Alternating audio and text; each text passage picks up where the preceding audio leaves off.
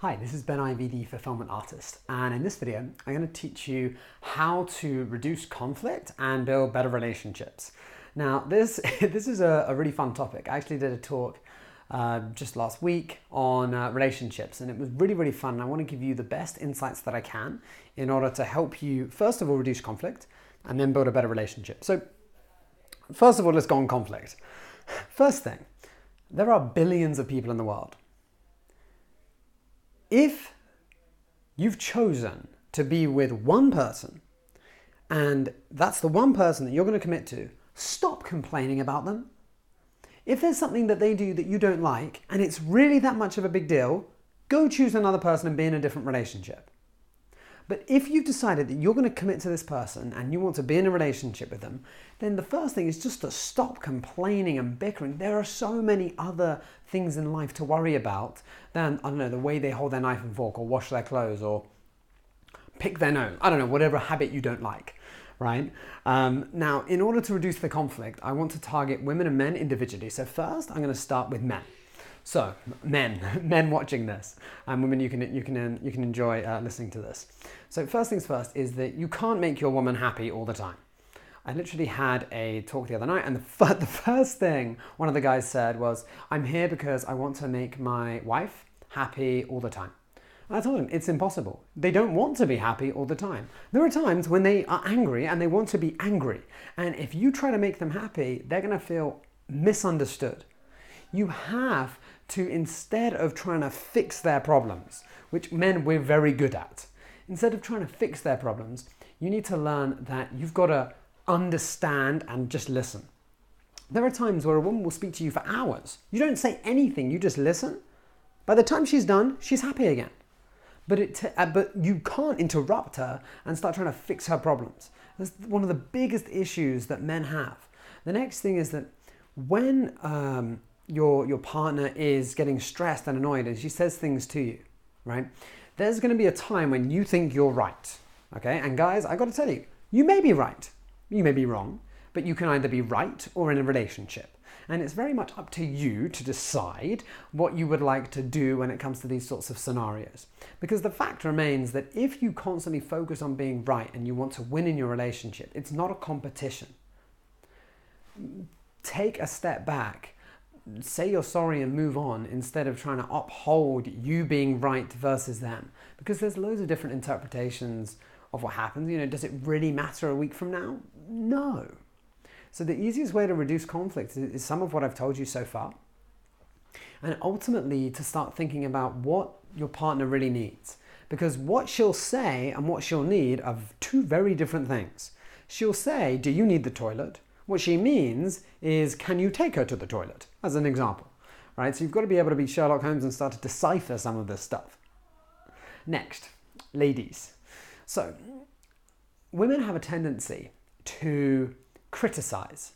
And the reason for this is because if you imagine as a woman you are managing a family, you have to criticize in order to help look after the children. Don't do that, don't do this, and you're always looking for what's wrong. Now you do that because you love your children. However, if you apply that same technique to your man, you're always going to have conflict because you are always criticizing. And even though you think you're doing it in a loving way and it's because you love them, that's not how your man will interpret it. He will get stressed out and wonder why you are attacking him and getting stressed at him when all he really wants to do is be encouraged. If you can change your criticism to encouragement, I promise you, you won't have as many conflicts. If you can start to respect your man, and just so you know, men spell love, R-E-S-P-E-C-T, as opposed to criticizing him, I promise your relationship will move forward to another level, right? Also, allow your man to take care of you because he wants to. I know we're in a world where we promote independent women and you can do everything yourselves. I understand you can. You can do everything yourself, but a man wants to look after you.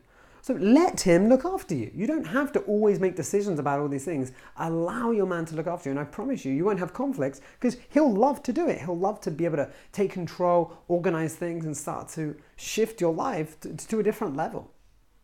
So with that said, now that we've looked into the conflicts, how do you build a better relationship? Well, the fact remains that, I mean, right now I just want to give you some techniques and tools that I think are incredibly beneficial in order for you to reduce issues and to start enhancing your relationship in a very, very different way. I speak about this quite often, but I don't think there's many people that actually implement what I say. And I was speaking to a client previously, and he asked specifically what I do in order to manage my relationship and enhance it. And I'd like to share the exact techniques that I use now. So the first thing is that every week we organize a call to reflect on the week and to start thinking about, okay, well, what can we do to make each other feel more loved? So the exact order is, when did you feel most loved this week? How loved did you feel on a scale of 1 to 10 this week? Why? What can I do next week to make you feel more loved? And ultimately, by doing this, you start to understand your partner and understand how to love them in a better way. Another question that we usually add on in the end now is, what else would you like to share? And this is important because it gives your partner the space to start to think about what else they'd like to share with you. Often we get so busy in our days on social media that we forget to share with the person that means the most to us. So if you start to do this on a consistent basis, you're going to start to understand your partner on a much, much deeper level. The fact is that for a lot of relationships, the reason that there are issues is because you're not prioritizing one another and loving each other unconditionally. One of the best ways, if you really want to shift your relationship, then the challenge that I give you is to unconditionally love your partner. To love them as if they were your own flesh and blood, not care what they do, but just love them. If you can get to that stage, I promise your relationship is going to shift to a whole nother level. So with that said, I know I've given a few insights, a few golden nuggets. Comment if you have any questions. And I really, really hope you can create the relationship of your dreams because you so deserve it. Thank you for listening, and I'll speak to you very soon.